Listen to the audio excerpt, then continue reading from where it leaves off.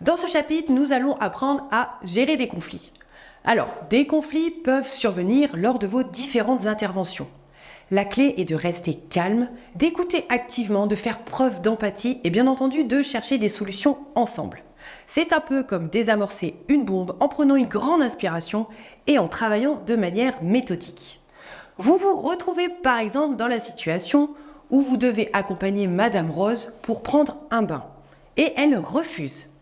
Afin de ne pas la brusquer davantage, vous allez pouvoir dire par exemple « Madame Rose, je comprends que vous ne voulez pas prendre votre bain maintenant. Est-ce que nous pouvons en parler ?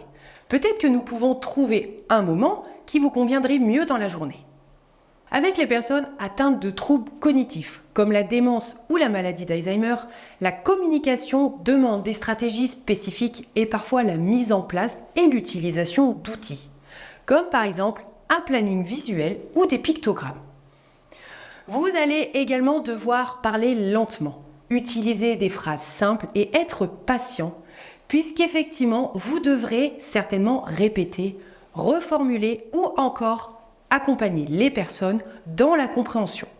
Le fait de prendre en compte les émotions de la personne est crucial.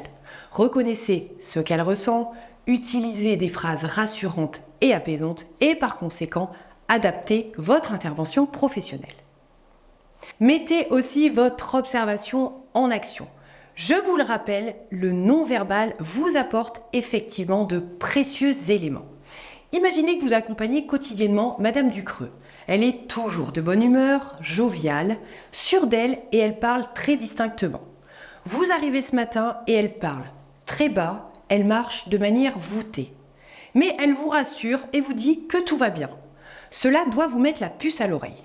Le verbal ne correspond pas au non-verbal habituel de la personne.